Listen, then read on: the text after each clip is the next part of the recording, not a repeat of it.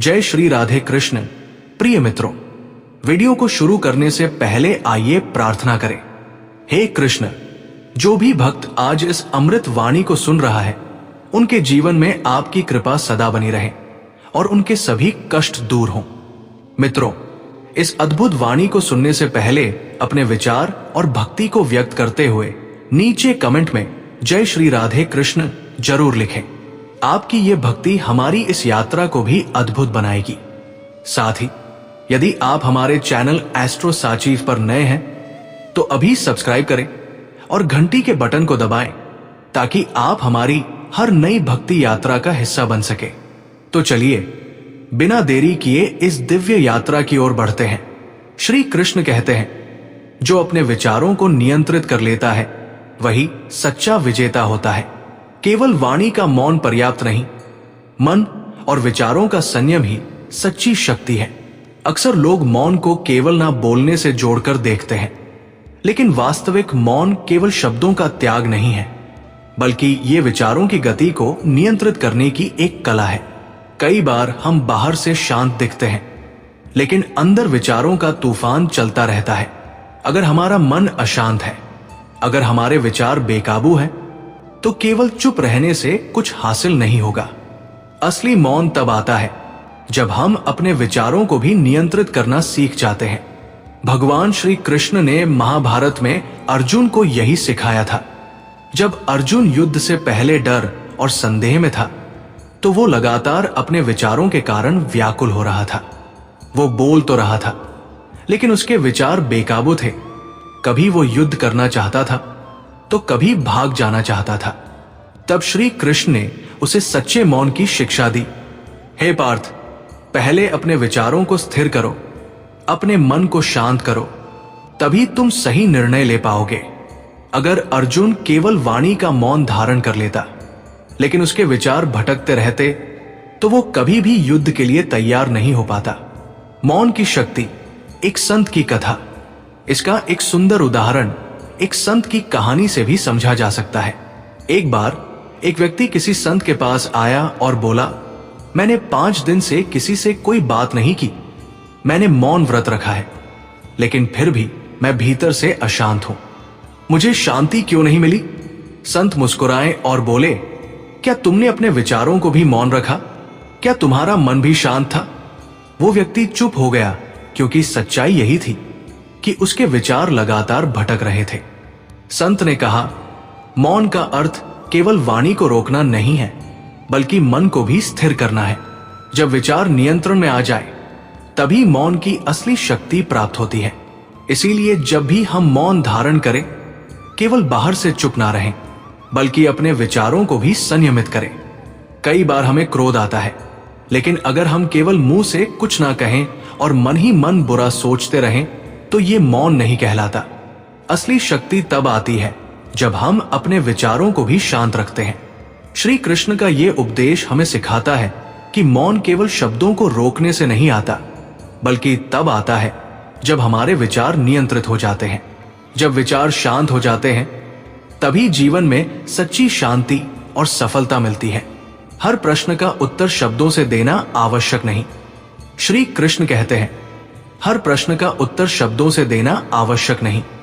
कई बार मौन ही सबसे बड़ा समाधान होता है, क्योंकि मौन से दिया गया उत्तर सबसे अधिक प्रभावशाली होता है। जीवन में कई ऐसे क्षण आते हैं जब लोग हमसे कुछ कहने या सुनने की उम्मीद करते हैं। वे हमारे विचारों को चुनौती देते हैं, हमारा अपमान करते हैं, या हमें किसी व्यर्थ की बहस में उलझाने की कोशिश करते हैं। ऐसी परिस्थितियों में अधिकतर लोग तुरंत प्रतिक्रिया देने लगते हैं, अपने पक्ष को सही साबित करने की कोशिश करते हैं, या गुस्से में आकर कुछ ऐसा कह देते हैं जो बाद में पछतावे का कारण बनता है। लेकिन क्या हर बात का उत्तर देना जरूरी होता है? नहीं। कई बार मौन सबसे अच्छा उत्तर होता है, क्योंकि ये ना केवल हमारी ऊर्जा को बचाता है, बल्कि सामने वाले को भी सोचने पर मजबूर कर देता है। भगवान श्री कृष्ण ने महाभारत में इस मौन की शक्ति को समझाया था। जब दुर्योधन बार बार उन्हें अपने पक्ष में करने की कोशिश कर रहा था, तो श्री कृष्ण ने उसे मौन से ही उत्तर दिया। उन्होंने अपनी बुद्धिमत्ता से यह दिखाया कि हर बात का जवाब शब्दों में देना आवश्यक नहीं, बल्कि कभी कभी शांत रहकर भी सामने वाले को समझाया जा सकता है। इसी तरह जब कौरव सभा में द्रौपदी का अपमान हो रहा था, तब विदुर और भीष्म जैसे महाज्ञानी भी मौन थे, लेकिन उनका यह मौन एक गहरी सीख दे रहा था कि अन्याय के समय यदि आप कुछ नहीं बोल सकते तो कम से कम शांति से स्थिति को समझें और सही समय पर सही कार्य करें। मौन की शक्ति एक और प्रेरणादायक कथा। इसका सबसे अच्छा उदाहरण एक संत की कहानी से भी समझा जा सकता है। एक बार एक युवक एक ज्ञानी संत के पास आया और उनसे बहस करने लगा। वो बार बार संत को नीचा दिखाने के लिए तर्क दे रहा था, लेकिन संत शांत बैठे थे। युवक ने बहुत कोशिश की, लेकिन संत ने कोई उत्तर नहीं दिया। अंत में वो युवक खुद ही चुप हो गया और संत से पूछने लगा, आपने मेरी किसी भी बात का उत्तर क्यों नहीं दिया? संत मुस्कुराए और बोले, जब कोई तुम्हें एक उपहार दे और तुम उसे स्वीकार ना करो तो वो उपहार किसके पास रहता है? युवक बोला, वापस देने वाले के पास। संत बोले, इसी तरह जब कोई तुम्हें अपमान या क्रोध भेंट करता है और तुम उसे स्वीकार नहीं करते तो वो उन्हीं के पास रह जाता है। यही मौन की शक्ति है। जब कोई आपसे व्यर्थ बहस करता है, अपमानित करता है या अनावश्यक तर्क वितर्क में फंसाने की कोशिश करता है, तो सबसे अच्छा उत्तर मौन होता है। क्योंकि जब आप मौन रहते हैं तो ना केवल आप खुद को नकारात्मकता से बचाते हैं, बल्कि सामने वाले को भी ये एहसास कराते हैं कि उनकी बातों का कोई प्रभाव नहीं पड़ रहा। श्री कृष्ण का ये उपदेश हमें सिखाता है कि हर प्रश्न का उत्तर शब्दों में देना आवश्यक नहीं। कई बार मौन से दिया गया उत्तर सबसे प्रभावशाली होता है, क्योंकि ये सामने वाले को सोचने पर मजबूर करता है और हमें व्यर्थ की बहस से बचाता है। मौन शक्ति और बुद्धिमत्ता का प्रतीक। जब कोई आपकी बातों का अनादर करता है या आपके खिलाफ कुछ कहता है, तो सबसे बड़ी शक्ति यह होती है कि आप चुप रहें और जवाब ना दें। अक्सर जब हम किसी को जवाब देते हैं तो हम केवल अपनी ऊर्जा और समय बर्बाद करते हैं, लेकिन जब हम मौन रहते हैं तो सामने वाला खुद ही अपनी गलती समझ जाता है। मौन में असल ताकत छिपी होती है, क्योंकि यह दिखाता है कि आप मानसिक रूप से कितने सशक्त हैं। जो लोग हर वक्त बोलते रहते हैं वे खुद को और अपने आसपास के लोगों को थका देते हैं, जबकि जो चुप रहते हैं अपने विचारों को शांति से संजो कर रखते हैं। ऐसे लोग अपनी बुद्धिमानी और शांति से स्थिति को बेहतर बना लेते हैं, जबकि अनावश्यक बहस और विवाद से बचते हैं। कभी कभी किसी भी हालात में सबसे अच्छा जवाब यह होता है कि हम कुछ नहीं बोलते। शब्दों से ज्यादा हमारे कर्म हमारी पहचान बनाते हैं। जब हम हर चीज पर प्रतिक्रिया नहीं देते तो हम अपनी ऊर्जा को ज्यादा महत्वपूर्ण कार्यों में लगा सकते हैं, जिससे हम अपनी मंजिल तक जल्दी पहुंच सकते हैं। शब्दों से बातों को और उलझाया जा सकता है, लेकिन मौन से सुलझाया जाता है। श्री कृष्ण कहते हैं, जो अपने विचारों को नियंत्रित कर लेता है वही सच्चा विजेता होता है। केवल वाणी का मौन पर्याप्त नहीं, मन और विचारों का संयम ही सच्ची शक्ति है। अक्सर लोग मौन को केवल ना बोलने से जोड़कर देखते हैं, लेकिन वास्तविक मौन केवल शब्दों का त्याग नहीं है, बल्कि ये विचारों की गति को नियंत्रित करने की एक कला है। कई बार हम बाहर से शांत दिखते हैं, लेकिन अंदर विचारों का तूफान चलता रहता है। अगर हमारा मन अशांत है, अगर हमारे विचार बेकाबू हैं, तो केवल चुप रहने से कुछ हासिल नहीं होगा। असली मौन तब आता है जब हम अपने विचारों को भी नियंत्रित करना सीख जाते हैं। भगवान श्री कृष्ण ने महाभारत में अर्जुन को यही सिखाया था। जब अर्जुन युद्ध से पहले डर और संदेह में था, तो वो लगातार अपने विचारों के कारण व्याकुल हो रहा था। वो बोल तो रहा था, लेकिन उसके विचार बेकाबू थे। कभी वो युद्ध करना चाहता था, कभी भाग जाना चाहता था। तब श्री कृष्ण ने उसे सच्चे मौन की शिक्षा दी। हे पार्थ, पहले अपने विचारों को स्थिर करो, अपने मन को शांत करो, तभी तुम सही निर्णय ले पाओगे। अगर अर्जुन केवल वाणी का मौन धारण कर लेता, लेकिन उसके विचार भटकते रहते, तो वो कभी भी युद्ध के लिए तैयार नहीं हो पाता। मौन की शक्ति। एक संत की कहानी। एक बार एक व्यक्ति किसी संत के पास आया और बोला, मैंने 5 दिन से किसी से कोई बात नहीं की। मैंने मौन व्रत रखा है, लेकिन फिर भी मैं भीतर से अशांत हूं। मुझे शांति क्यों नहीं मिली? संत मुस्कुराए और बोले, क्या तुमने अपने विचारों को भी मौन रखा? क्या तुम्हारा मन भी शांत था? वो व्यक्ति चुप हो गया, क्योंकि सच्चाई यही थी कि उसके विचार लगातार भटक रहे थे। संत ने कहा, मौन का अर्थ केवल वाणी को रोकना नहीं है, बल्कि मन को भी स्थिर करना है। जब विचार नियंत्रण में आ जाए, तभी मौन की असली शक्ति प्राप्त होती है। इसीलिए जब भी हम मौन धारण करें, केवल बाहर से चुप न रहें, बल्कि अपने विचारों को भी संयमित करें। क्रोध और मौन, कई बार हमें क्रोध आता है, लेकिन अगर हम केवल मुंह से कुछ न कहें और मन ही मन बुरा सोचते रहें, तो ये मौन नहीं कहलाता। असली शक्ति तब आती है जब हम अपने विचारों को भी शांत रखते हैं। श्री कृष्ण का ये उपदेश हमें सिखाता है कि मौन केवल शब्दों को रोकने से नहीं आता, बल्कि तब आता है जब हमारे विचार नियंत्रित हो जाते हैं। जब विचार शांत हो जाते हैं, तभी जीवन में सच्ची शांति और सफलता मिलती है। हर प्रश्न का उत्तर शब्दों से देना आवश्यक नहीं। कई बार मौन ही सबसे बड़ा समाधान होता है, क्योंकि मौन से दिया गया उत्तर सबसे अधिक प्रभावशाली होता है। जीवन में कई ऐसे क्षण आते हैं जब लोग हमसे कुछ कहने या सुनने की उम्मीद करते हैं। वे हमारे विचारों को चुनौती देते हैं, हमारा अपमान करते हैं, या हमें किसी व्यर्थ की बहस में उलझाने की कोशिश करते हैं। ऐसी परिस्थितियों में अधिकतर लोग तुरंत प्रतिक्रिया देने लगते हैं, अपने पक्ष को सही साबित करने की कोशिश करते हैं, या गुस्से में आकर कुछ ऐसा कह देते हैं जो बाद में पछतावे का कारण बनता है। लेकिन क्या हर बात का उत्तर देना जरूरी होता है? नहीं, कई बार मौन सबसे अच्छा उत्तर होता है, क्योंकि ये न केवल हमारी ऊर्जा को बचाता है, बल्कि सामने वाले को भी सोचने पर मजबूर कर देता है। महाभारत में मौन का महत्व। भगवान श्री कृष्ण ने महाभारत में इस मौन की शक्ति को समझाया था। जब दुर्योधन बार बार उन्हें अपने पक्ष में करने की कोशिश कर रहा था, तो श्री कृष्ण ने उसे मौन से ही उत्तर दिया। उन्होंने अपनी बुद्धिमत्ता से यह दिखाया कि हर बात का जवाब शब्दों में देना आवश्यक नहीं, बल्कि कभी कभी शांत रहकर भी सामने वाले को समझाया जा सकता है। इसी तरह जब कौरव सभा में द्रौपदी का अपमान हो रहा था, तब विदुर और भीष्म जैसे महाज्ञानी भी मौन थे।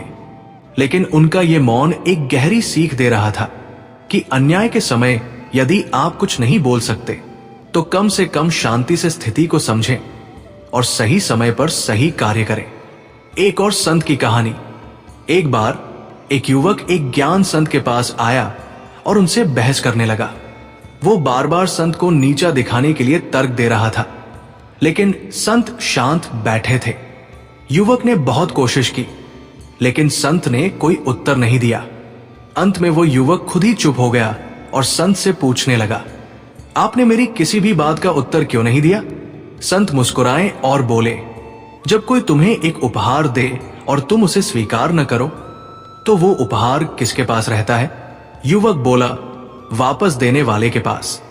संत बोले, इसी तरह जब कोई तुम्हें अपमान या क्रोध भेंट करता है और तुम उसे स्वीकार नहीं करते, तो वो उन्हीं के पास रह जाता है। यही मौन की शक्ति है। यहां आपका स्क्रिप्ट उचित विराम चिन्हों के साथ है। जब शब्दों की अधिकता हमें थका देती है, तब हमारे चुप रहने से हमें अपार शांति मिलती है। इस शांति में हम अपने जीवन के उद्देश्य को समझने लगते हैं और अपने रास्ते पर आगे बढ़ने का साहस जुटाते हैं। जब हम दूसरों से ज्यादा खुद से बात करने की आदत डालते हैं, तो हमें अपने जीवन में नई दिशा मिलती है। यह हमें सिखाता है कि कभी कभी बिना कुछ कहे भी हम अपने सबसे गहरे विचारों तक पहुंच सकते हैं और अपने भीतर की ताकत को पहचान सकते हैं। जीवन के संघर्षों में कभी कभी हमें बाहरी आवाजों से मुक्ति पाने की आवश्यकता होती है। जब हम चुप रहते हैं, तो हमें अपने भीतर की शांति और संतुलन मिलता है, जो हमें कठिन समय में सही दिशा में मार्गदर्शन करता है। शांत रहने से हम अपने भीतर की गहरी शक्ति को महसूस करते हैं। ये शक्ति हमें हर दिन एक नई ऊर्जा देती है और हमें जीवन के उद्देश्यों की ओर कदम बढ़ाने के लिए प्रेरित करती है। चुप रहने से हमें खुद के साथ समय बिताने का अवसर मिलता है, जिससे हम आत्मनिर्भर और मजबूत बनते हैं। जब हमारे पास शब्द नहीं होते तो हमारे विचार और हमारी स्थिति खुद को व्यक्त करती है। ये समय हमें खुद के प्रति ईमानदार बनने और अपनी आंतरिक यात्रा को समझने का अवसर देता है, जो हमारे जीवन को एक नई दिशा देता है।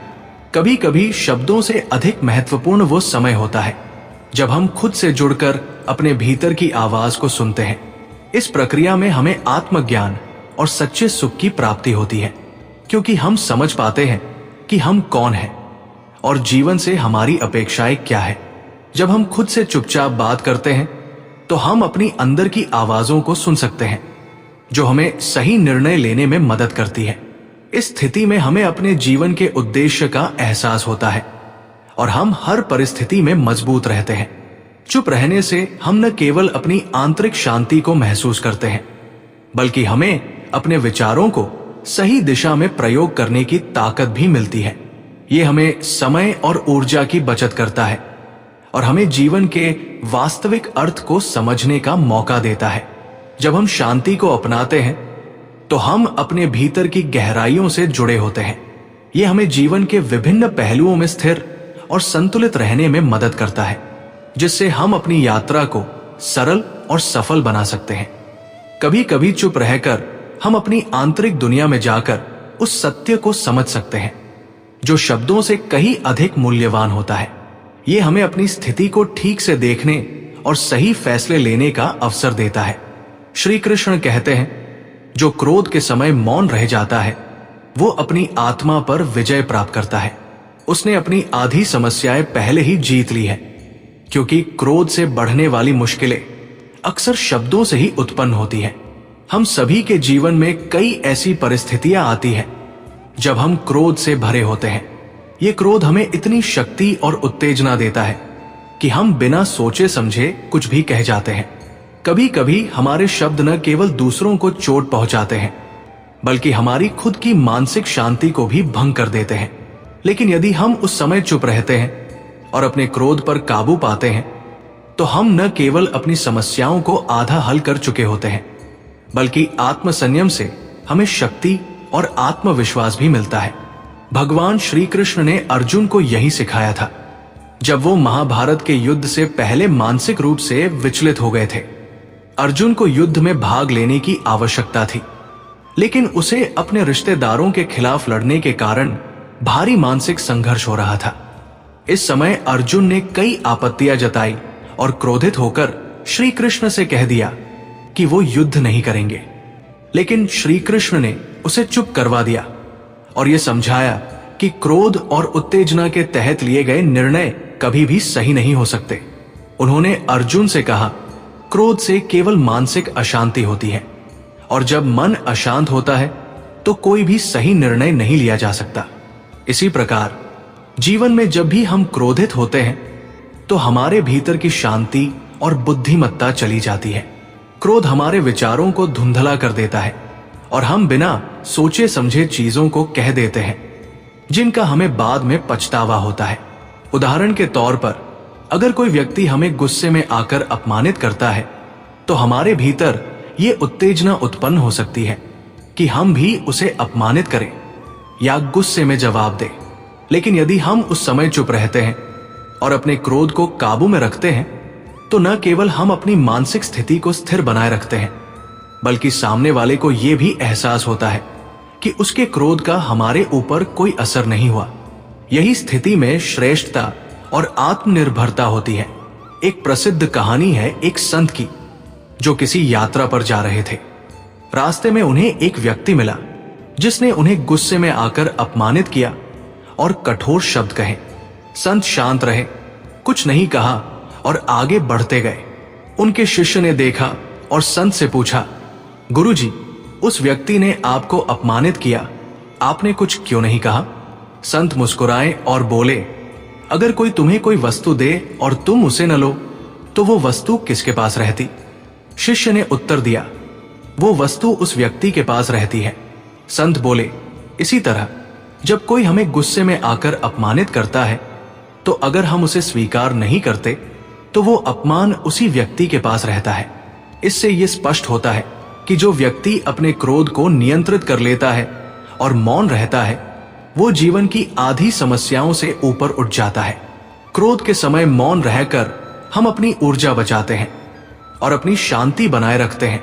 साथ ही हम अपनी बुद्धिमत्ता का सही उपयोग कर पाते हैं और अपने जीवन को संतुलित रूप से जीने में सक्षम होते हैं। श्री कृष्ण का यह उपदेश हमें यह समझने में मदद करता है कि क्रोध पर विजय प्राप्त करने के लिए मौन रखना एक प्रभावी और शक्तिशाली तरीका है।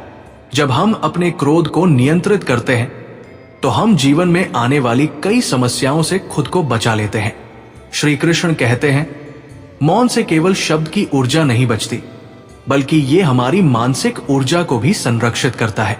जब हम अपनी ऊर्जा का सही उपयोग करते हैं तो हम अपने जीवन के उद्देश्य को प्राप्त करने के अधिक करीब पहुंचते हैं। हमारे जीवन में ऊर्जा का बहुत बड़ा महत्व है। शारीरिक, मानसिक और भावनात्मक ऊर्जा, इन सब का सही दिशा में प्रयोग करना जरूरी है ताकि हम अपने लक्ष्य को प्राप्त कर सके। लेकिन अक्सर हम बिना सोचे समझे अपनी ऊर्जा का बहुत बड़ा हिस्सा अनावश्यक बातों, तर्कों और बहसों में गवा देते हैं। जब हम गुस्से में आते हैं या किसी से बहस करते हैं तो हम अपनी मानसिक और शारीरिक ऊर्जा को व्यर्थ में खर्च कर देते हैं। यहां पर मौन एक शक्तिशाली साधन के रूप में सामने आता है। मौन रखने से न केवल हमारी वाणी पर नियंत्रण रहता है, बल्कि हमारे मन और शरीर की ऊर्जा भी बचती है। जब हम शांत रहते हैं तो हमारा मन एकाग्र होता है और हम सोच समझकर निर्णय लेते हैं। इसलिए अगर हम अपनी ऊर्जा को बचाकर उसे अपने लक्ष्य की ओर केंद्रित करें तो हम न केवल जीवन की बाधाओं से पार पा सकते हैं, बल्कि अपनी मंजिल तक भी सफलता प्राप्त कर सकते हैं। दोस्तों, इस वीडियो में बस इतना ही। मैं आशा करता हूं कि आपको इस वीडियो से बहुत कुछ जानने को मिला होगा। वीडियो को लाइक और शेयर करके कमेंट में जय श्री राधे कृष्ण लिखना ना भूलें। ऐसे ही ज्ञानवर्धक और प्रेरणादायक वीडियो पाने के लिए हमारे एस्ट्रो साची चैनल को सब्सक्राइब करके घंटी जरूर बजा दें।